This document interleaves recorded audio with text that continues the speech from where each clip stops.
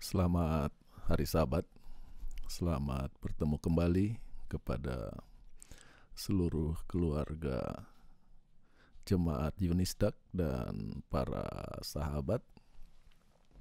Selamat datang di ibadah kita pada hari Sabat tanggal 3 Oktober 2020.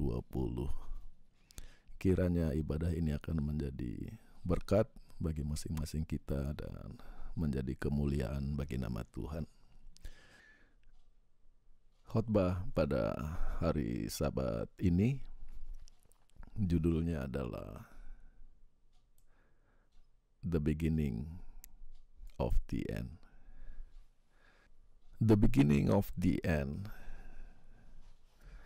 Biasanya kalimat ini dipahami sebagai kapan akhir zaman dimulai. Tapi untuk khotbah kali ini saya hendak membawa perhatian dan pikiran kita kepada kenyataan bahwa Kejadian 1 ayat 1 mempunyai peranan yang sangat penting di dalam pemahaman kita akan eskatologi.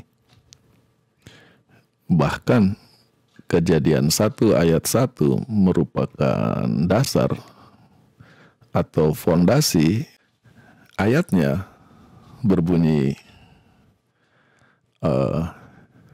pada mula pertama Allah menciptakan langit dan bumi.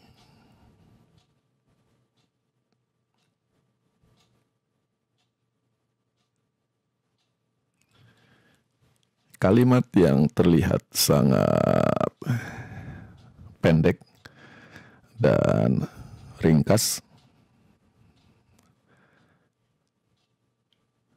tetapi kalimat ini mempunyai dampak yang sangat besar terhadap seluruh Alkitab. In the beginning, pada mula pertama.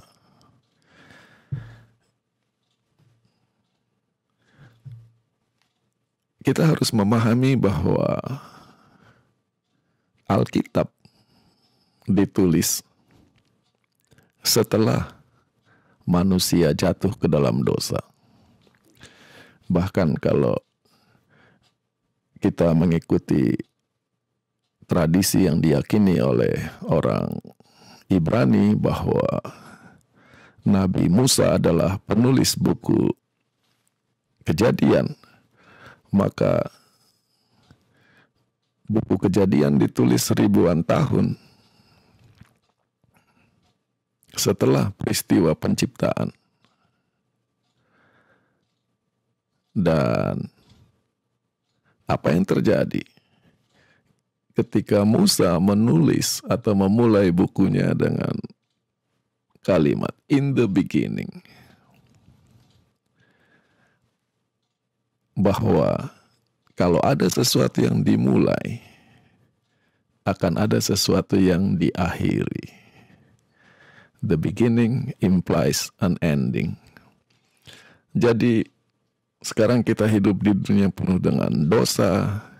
Ketika dia mengatakan in the beginning, pada mula pertama, muncul suatu pengharapan bahwa dunia yang mempunyai awal ini akan memiliki akhir dari segala pengalaman yang kita harus hadapi selama ini.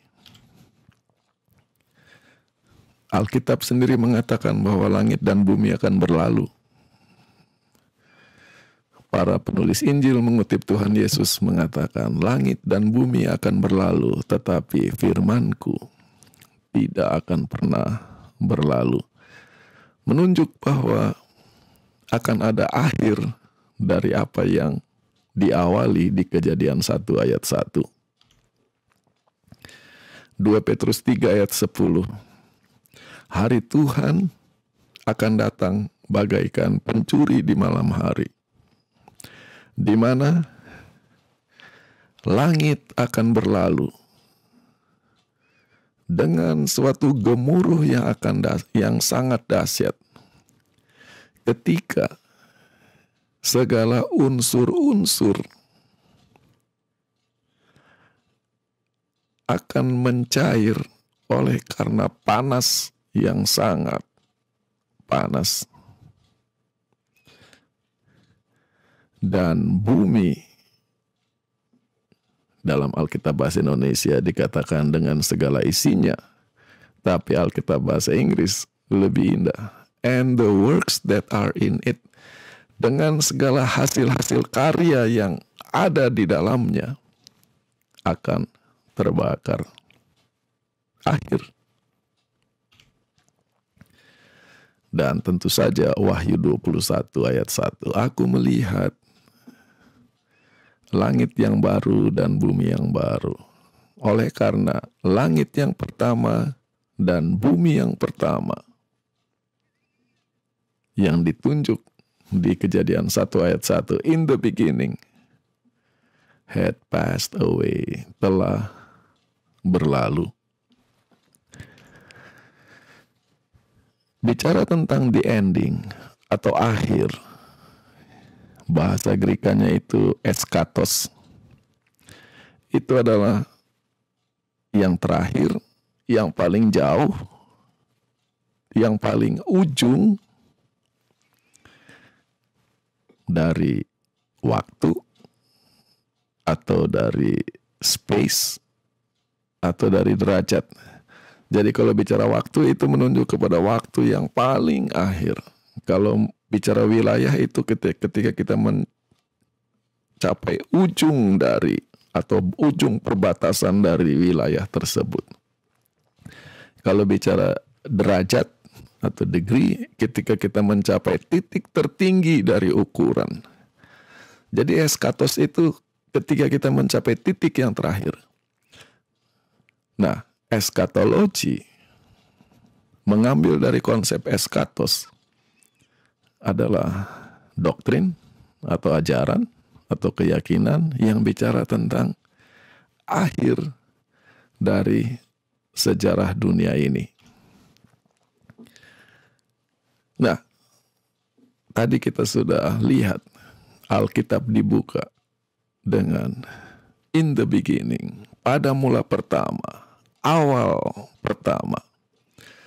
Dan awal ini memberi implikasi akan ada akhir.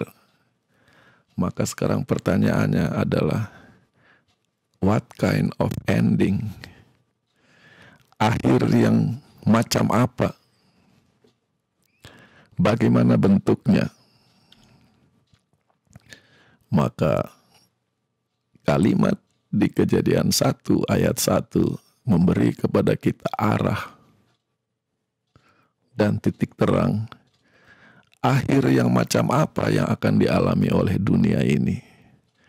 In the beginning, God. Pada mula pertama, Allah.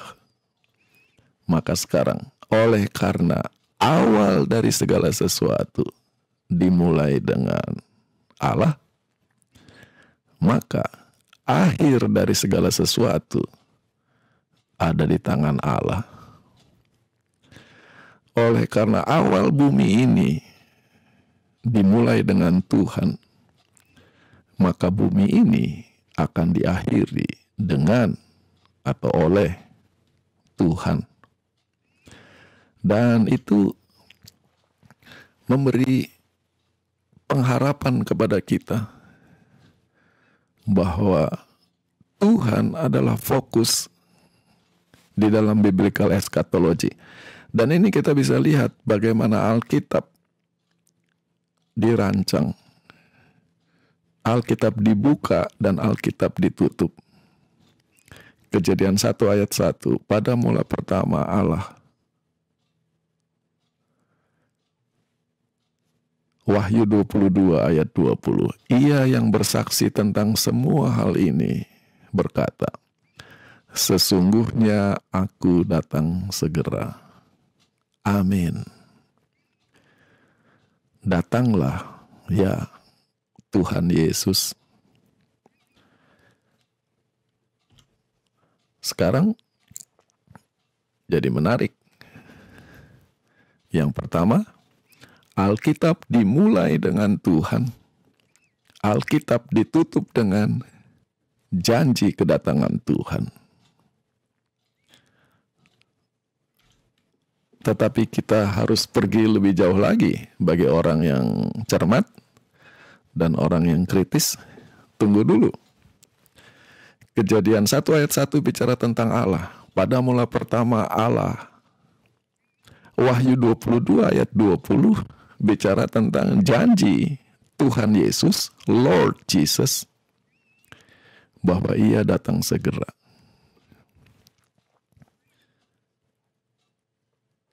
Jadi orang bisa berargumen, Kejadian 1 ayat 1 dimulai dengan Allah, Wahyu 22 ayat 20 ditutup dengan Yesus.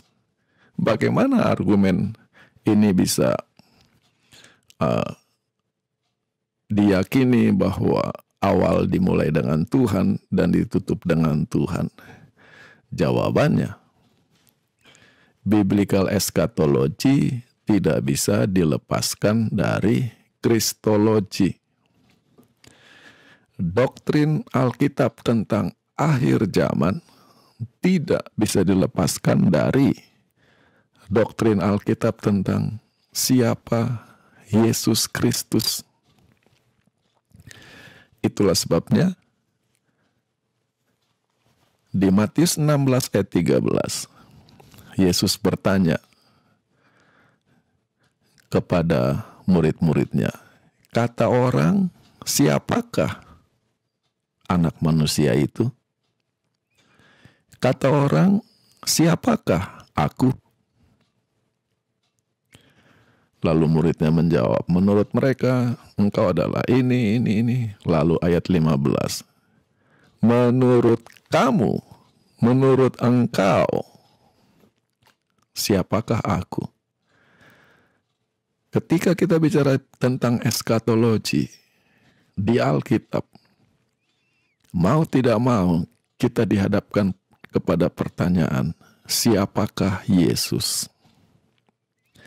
Apa dia sekedar orang baik, orang benar, nabi, atau dia adalah Allah di pembukaan buku Kejadian, dan dia adalah Allah yang akan menutup sejarah dunia ini. Kembali, in the beginning God, pada awal mulanya Allah, pada mula pertama Allah, dan karena langit dan bumi ini dimulai dengan Allah, maka akan diakhiri, ditutup oleh Allah.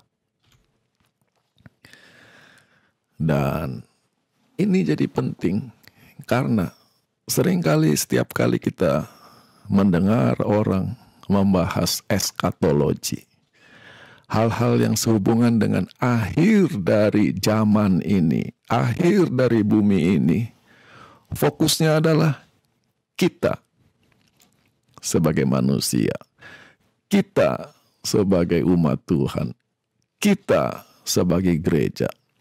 Jadi ketika membahas eskatologi, diskusinya adalah kita akan dianiaya, kita harus lari, kita harus menyelamatkan diri, kita akan menderita. Kejadian 1 ayat 1. In the beginning God. Ketika dunia dimulai, fokusnya adalah Allah.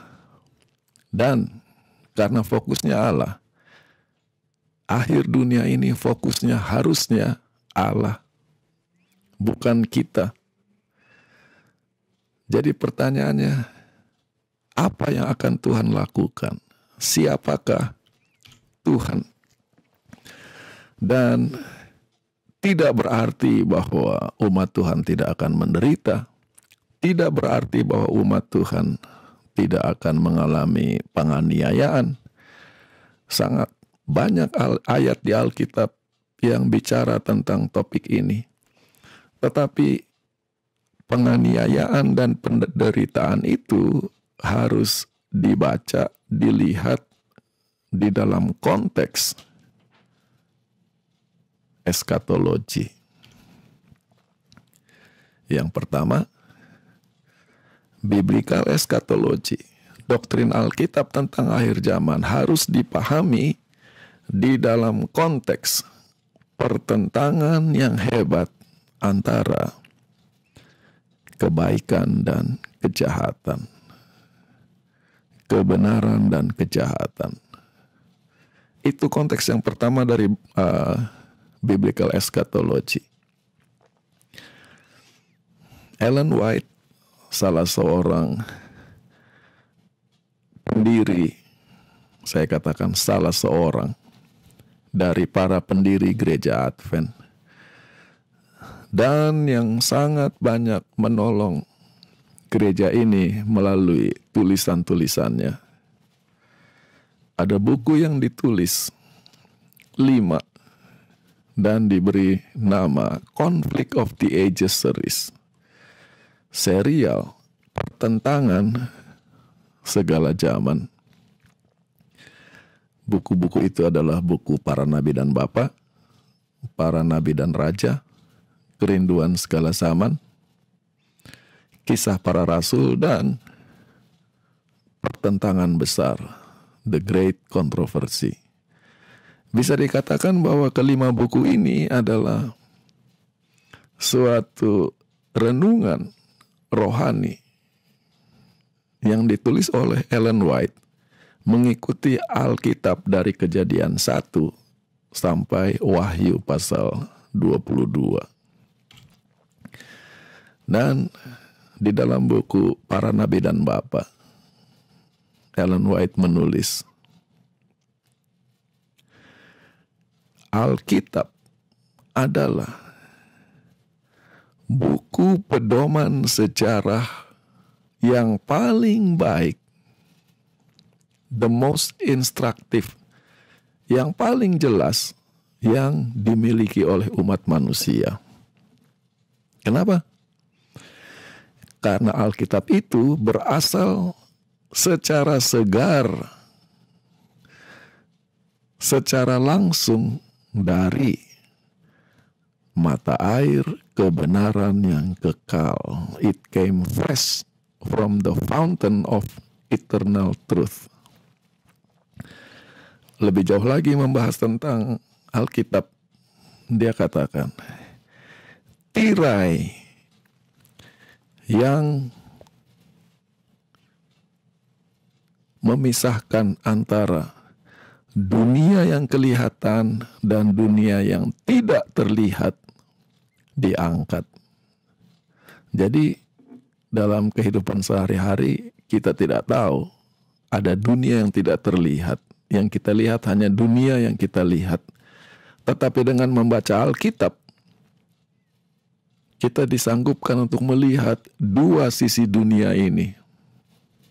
Lalu ketika tirai yang memisahkan dunia yang terlihat dan tidak terlihat itu diangkat, kita bisa melihat suatu konflik, suatu pertentangan yang berlawanan antara kekuatan kebaikan dan kekuatan kejahatan. Sejak dosa masuk pertama kali sampai kemenangan akhir dari kebenaran dan keadilan, righteousness adalah kebenaran, truth adalah kebenaran, dan seluruh Alkitab ini adalah pernyataan tentang karakter Allah. This is eschatology. Bahwa eschatology itu bukan bertanya kapan kita harus lari, lalu ada billboard satu difoto, dibesar-besarkan, Sandelo sudah datang, lalu kapan kita harus sembunyi, kapan kita dikejar-kejar. Eschatology harus dipahami sebagai the conflict of the opposing forces of good and evil. Suatu pertentangan yang sangat hebat antara kebaikan dan kejahatan. Sejak dosa masuk pertama kali, in the beginning, sampai the final triumph, the end, ketika kebenaran dan keadilan menang. Dan di dalam konteks semua ini, yang mau dipelajari adalah karakter Allah.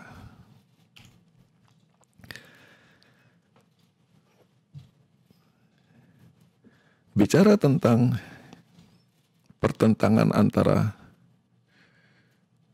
kuasa kebaikan dan kuasa kejahatan, kita harus membahas tentang konsep dosa. Di Imamat 4 ayat 1 dan 2,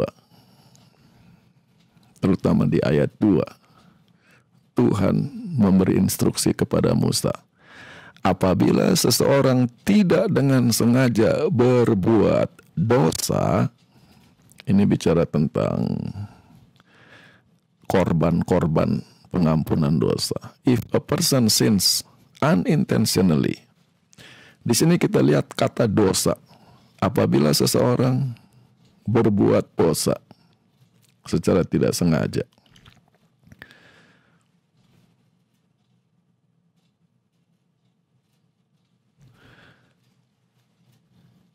Di dalam bahasa Ibraninya, kata dosa itu khata, yang artinya to miss the way, kehilangan jalan, kehilangan arah, atau melakukan kesalahan, error. Yang saya mau katakan, khata sebagai konsep tentang definisi dosa, ini adalah kesalahan di level yang paling ringan, kesalahan di level yang paling rendah. Buat kita, kata dosa adalah kata yang hebat. Ketika Tuhan menampakkan diri kepada Musa di dalam segala keagungan dan kebesarannya, maka terdengar seruan, Tuhan, Tuhan, Allah penyayang dan pengasih, panjang sabar, berlimpah kasih setianya dan setianya, yang meneguhkan kasih setianya kepada beribu-ribu orang, yang mengampuni kesalahan, pelanggaran, dan dosa. Di dalam Alkitab bahasa Inggris, New King James Version, keeping mercy for thousands, forgiving iniquity and transgression and sin. Kita berpikir bahwa ayat 7 bicara tentang 3 level dosa. Kesalahan, pelanggaran, dan dosa. Dari yang paling kecil sampai yang paling hebat. Tetapi sebenarnya yang terjadi sebaliknya. Keluaran 34 ayat 7 bicara tentang dosa dari level yang paling tinggi, paling hebat, sampai ke level yang paling rendah, yaitu iniquity paling tinggi, transgression, and sin. Awon adalah iniquity, kejahatan dalam level yang paling jahat. Itu konsep tentang iniquity. Lalu diikuti dengan pesa. Pesa adalah pemberontakan, rebellion. Lalu diikuti dengan khata, yaitu penyimpangan atau pelanggaran. Artinya, tetapi di dalam Alkitab bahasa Inggris, kata rebellion diterjemahkan sebagai transgression, dan kata hata atau error diterjemahkan sebagai sin, dosa. Jadi cara berpikir kita terbalik, di mana pesa yang artinya memberontak terhadap Tuhan diterjemahkan sebagai pelanggaran, seperti orang main bola, pelanggaran. Sementara pelanggaran atau kesalahan diterjemahkan sebagai dosa. Yang mana di Alkitab konsep tentang dosa adalah pemberontakan terhadap Allah. Dan itu namanya pesa. Dan itu yang harusnya diterjemahkan sebagai dosa. Dan yang kata yang digunakan sebagai dosa di dalam Alkitab, sin, di dalam Alkitab, harusnya itu lebih merupakan transgression, pelanggaran, error. Nah, kalau kita lihat konsep dosa sebagai pemberontakan terhadap Allah, biblical eschatology mempunyai kaitan yang erat dengan konsep dosa, yaitu dengan berjalannya sejarah lebih jauh, pemberontakan terhadap Allah semakin menghebat. Dengan berjalannya waktu, maka segala akibat dan konsekuensi dari pemberontakan ini, baik di bidang moral, di bidang fisikal, badani, kesehatan, di bidang sosial, menjadi lebih hebat.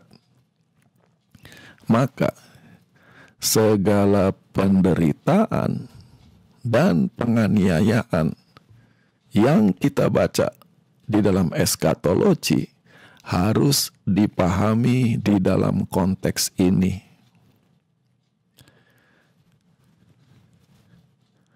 Penderitaan dan penganiayaan harus dibaca di dalam konteks dosa adalah pemberontakan terhadap Allah, dan dengan berjalannya waktu pemberontakan itu semakin hebat.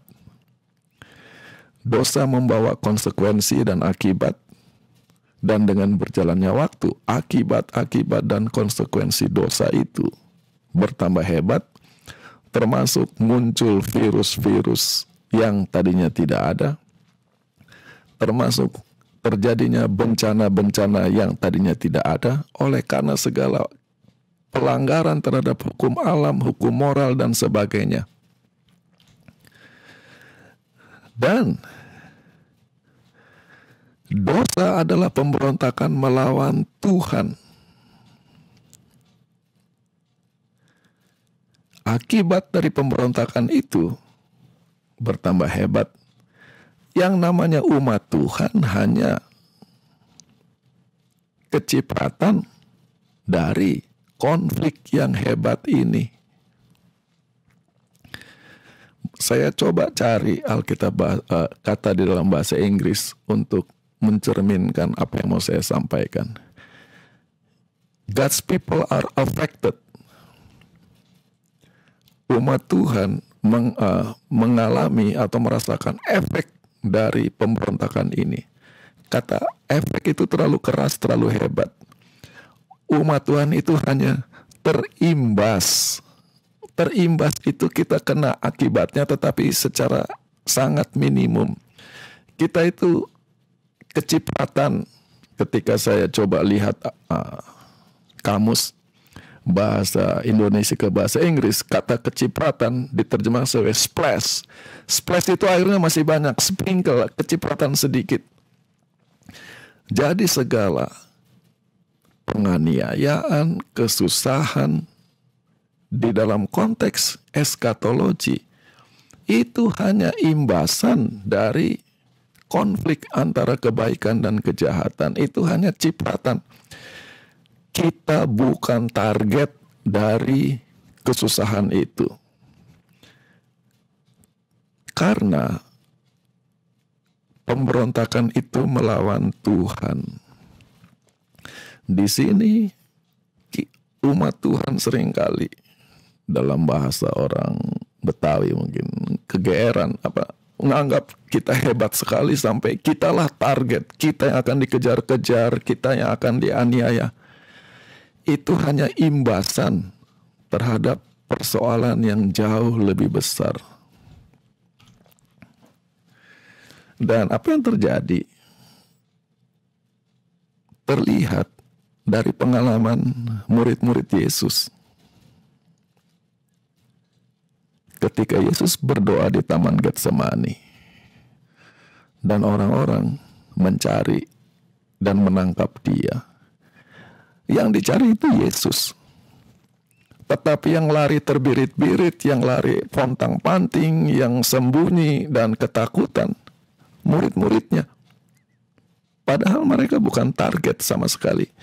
Nah, jangan sampai konsep kita tentang eskatologi akhir zaman itu, kita yang sibuk pontang-panting, lari dan stres. Karena di dalam konteks The Great Controversy, pertentangannya itu yang dicari bukan kita, Tuhan. Kita hanya umat Tuhan, pengikut Tuhan. Itulah sebabnya di Wahyu pasal 11, Yohanes melihat di sorga ke-24 tua-tua jatuh sujud dengan wajah mereka. Saya mau bilang wajah mereka ke bumi, mereka di sorga, jadi wajah mereka ke sorga. Nanti Anda pikir mereka lihat ke atas, tapi ke bawah dimanapun mereka berada. Dan mereka berkata, kami mengucap syukur kepadamu, ya Tuhan Allah yang Maha Kuasa. Lihat eskatologi. Yang sedang ada, the one who is, yang sedang ada sekarang, and who was, yang sudah ada di masa lalu, and who is to come, yang akan ada. Karena sekarang engkau mengambil kuasamu dan kerajaanmu yang hebat itu. Nah, di dalam proses ini apa katanya? The nations were angry. Karena bumi ini dikuasai dosa. Pemberontakan melawan Tuhan itu semakin hebat. Dan mereka itu memberontak melawan Tuhan melalui berbagai cara. Polisi yang dibangun, politik yang dibangun, entertainment yang dibangun, semuanya itu adalah bagian dari pemberontakan melawan Tuhan. Dan dengan sangat simpel, Wahyu 11 ayat 18 menggambarkan, bangsa-bangsa marah, tetapi marahmu datang terhadap mereka. Nah, jadi segala penderitaan dan aniaya ini ada di dalam konteks bangsa-bangsa sedang marah terhadap Tuhan. Tetapi akhir dari semua ini adalah Tuhan akan menurunkan murka-Nya. Berawal dari Tuhan, ditutup oleh Tuhan.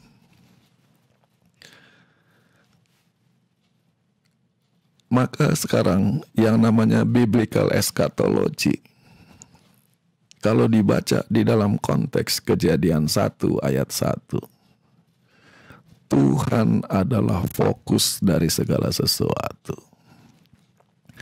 Sebagaimana sintaks atau alur pikiran dari kalimat di Kejadian 1 ayat 1. Pada mula pertama Allah.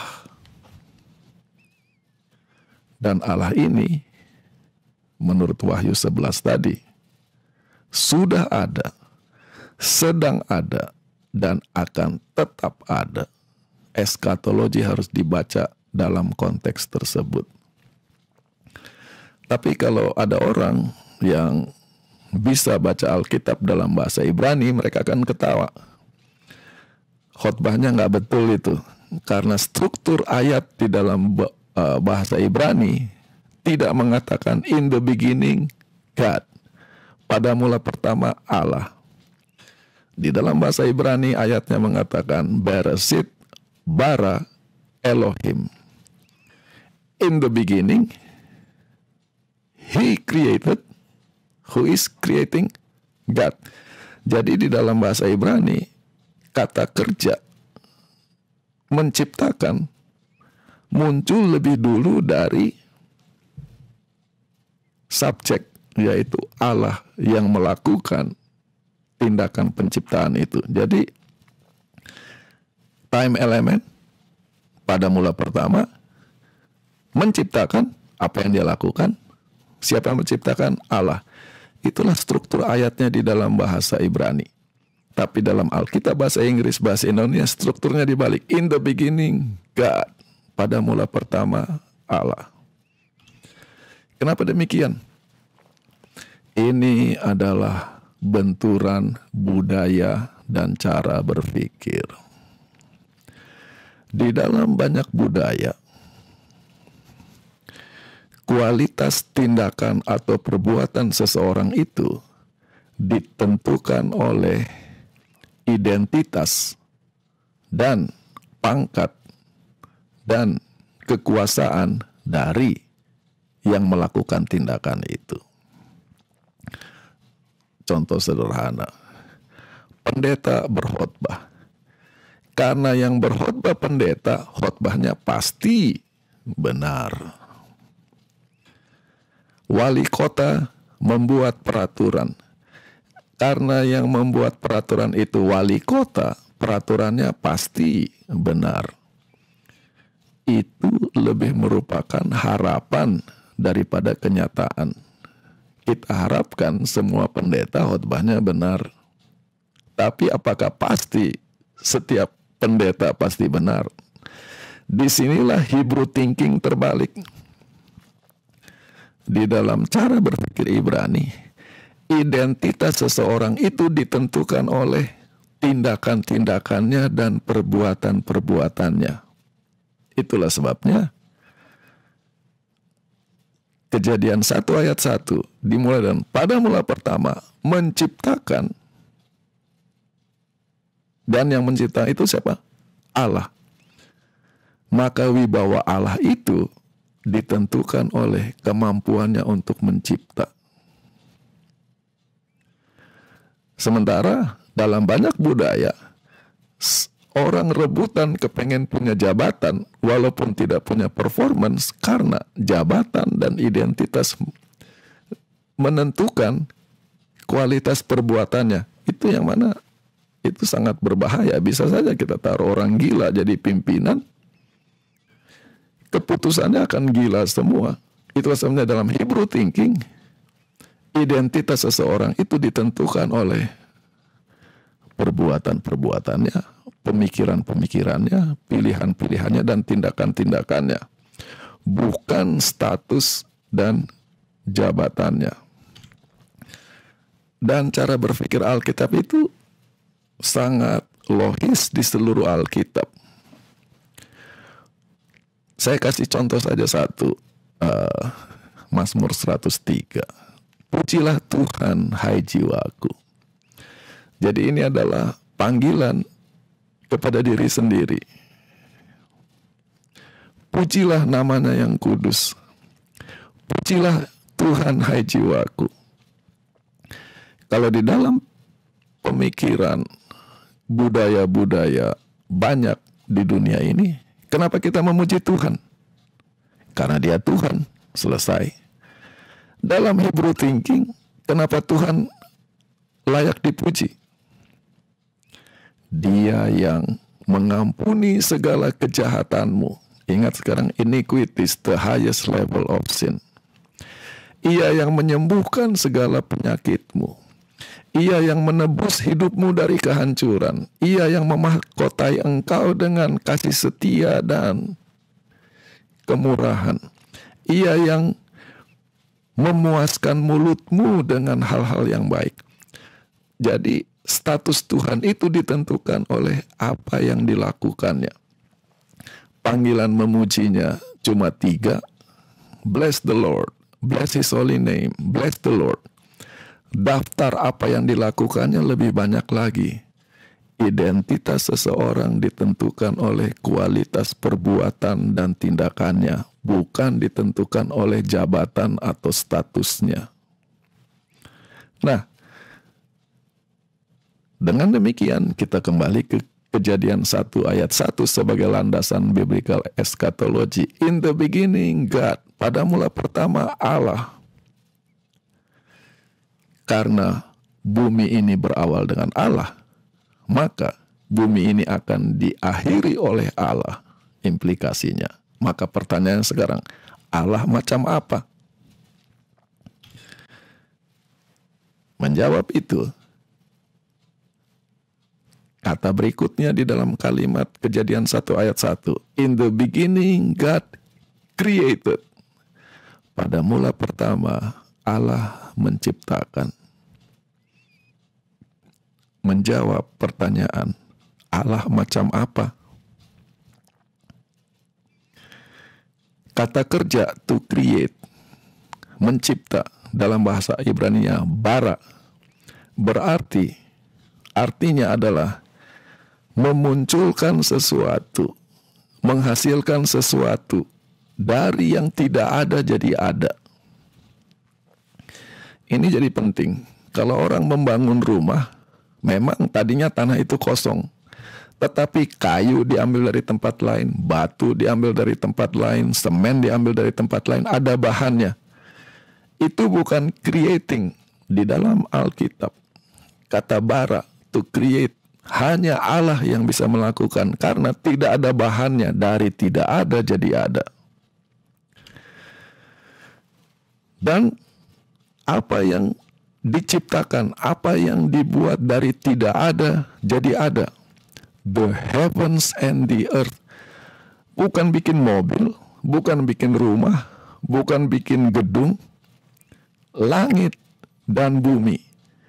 Dan langit dan bumi itu diciptakan dari tidak ada. Kuasa penciptaannya tidak terukur. Dan karena dia adalah pencipta langit dan bumi, dari tidak ada jadi ada, maka kontrol Tuhan terhadap sejarah bumi ini tidak terpahami. Kita perlu komentar sedikit. Biasanya seorang pemilik mempunyai kontrol terhadap satu objek. Semakin besar kepemilikannya, semakin besar kontrol yang dimiliki terhadap objek itu. Kalau saya punya mobil, maka saya punya kontrol terhadap mobil itu. Kapan mau saya pakai, kapan mau saya simpan, kapan mau saya cuci. Saya yang berkuasa. Kalau tiba-tiba ada orang datang mencuci mobil saya tanya, kenapa kamu cuci? Itu sudah bicara tentang kontrol. Ini hanya bicara kepemilikan. Tetapi kalau ini bukan Tuhan pemilik langit dan bumi. Tuhan adalah yang membuat langit dan bumi ada dari tidak ada. Maka kontrol Tuhan itu sangat besar terhadap langit dan bumi. Dan Tuhan macam inilah yang mengontrol sejarah. Maka eskatologi harus dilihat di dalam konteks Tuhan. Tuhan yang maha kuasa, Tuhan yang maha hebat, maka di dalam menjalani sejarah dunia yang diwarnai dengan pemberontakan terhadap Tuhan, dan kita harus mengalami imbasan-imbasan dan cipratan terhadap pemberontakan itu. Sikap kita bagaimana? Roma 8 ayat 38 dan 39. Karena aku yakin, bahasa Inggrisnya persuaded. Persuaded itu setelah melihat jadi percaya, jadi yakin bahwa baik kematian atau hidup, malaikat atau kuasa-kuasa atau kekuatan-kekuatan, baik hal-hal saat ini atau hal-hal yang masa depan, eskatologi, baik yang tinggi di atas atau yang jauh di bawah di dalam, atau ciptaan-ciptaan lain, mau setan, mau binatang yang keluar dari laut, mau binatang yang keluar dari darat, buku Wahyu akan sanggup memisahkan kita dari kasih Allah yang ada di dalam Yesus Kristus Tuhan kita. Eskatologi harus dibaca dalam konteks Kejadian 1 ayat 1. Karena Allah adalah pencipta langit dan bumi. Sehebat-hebatnya goncangan di langit dan bumi, ada Tuhan. Dan kita dipanggil untuk berlindung kepada Tuhan itu. Bukan hanya itu, mungkin bukan, bahkan apapun yang terjadi dalam sejarah, dalam alam, dalam kenyataan hidup, tidak akan memisahkan kita dari kasih Allah.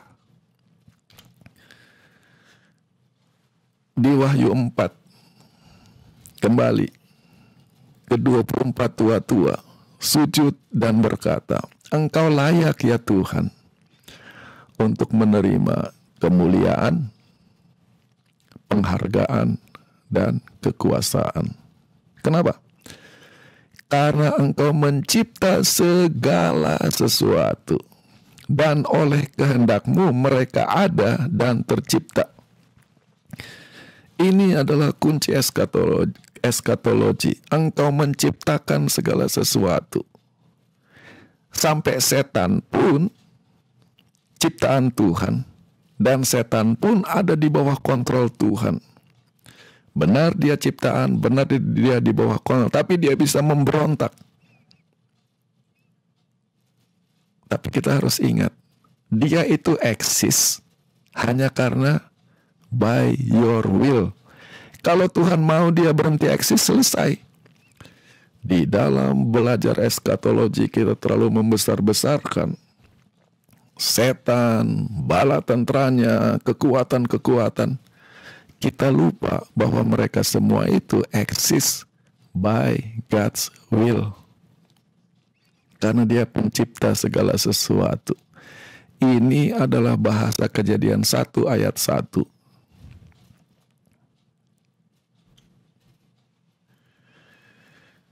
Disinilah yang menjadi kita punya masalah.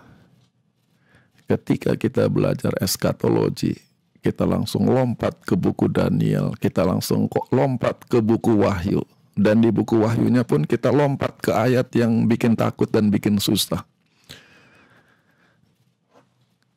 Eskatologi harus dibaca dalam konteks Kejadian 1. In the beginning, God. Pada mula pertama Allah. What kind of God? The one who create.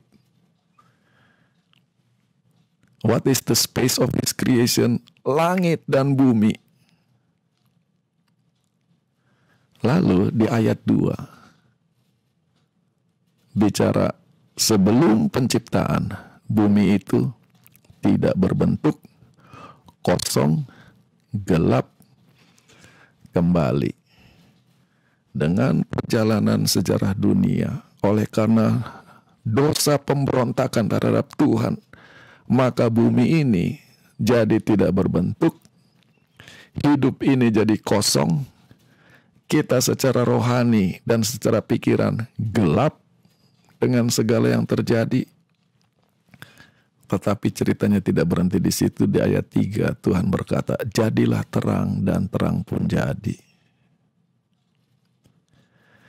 Kalau kita baca Kejadian 1 ayat 1 dan Kejadian 1 ayat 3, ada Allah, ada terang. In between ada tidak berbentuk, ada kekosongan, ada kegelapan. Jangan berhenti di dalam kekacauan, kekosongan, dan kegelapan ini. Ini hanya bagian dari perjalanan sejarah. Tetapi akan tiba saatnya Tuhan akan membawa terang abadi, terang kekekalan kepada dunia yang sedang memberontak oleh karena dosa mereka.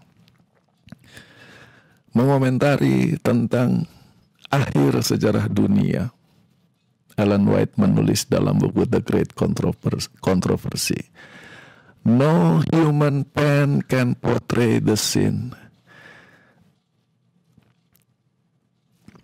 Tidak ada pena dari seorang pun yang akan sanggup menggambarkan peristiwa itu. Nor mortal mind is adequate to conceive its splendor. Tidak ada pikiran manusia fana yang mampu untuk sanggup memahami kemuliaannya. Jadi akhir sejarah dunia ini akan sangat mulia, dan itu kemuliaan yang tidak terpahami. Lalu dia mengutip Habakuk 3 ayat 3 dan 4. Kemuliaannya menutupi seluruh langit. Bumi penuh dengan puji-pujian kepadanya. Dan cahaya kemuliaannya bagaikan terang. In the beginning God. The earth was without form. The earth was void. The earth was dark. Then God said, "Let there be light." And there was light. Kita belajar eskatologi mau lihat kepada kegelapan, kekacauan, kekosongan, penderitaan, atau melihat kepada Tuhan yang sejak awal adalah pencipta dunia ini. Dan Tuhan yang sama yang satu kali kelak akan berkata, "Jadilah terang." Itu grand skemanya. Kalau pendekatan kita seperti itu, di dalam bumi yang kacau balau, kosong, dan gelap ini, terang Tuhan akan menyala dalam hati dan pikiran kita. Dari situ, kita perlu mengerti kenapa nama gereja ini dalam bahasa Inggrisnya The Seventh Day Adventist. Mungkin karena kita orang Indonesia jadi Advent, jadi terbalik pemikirannya.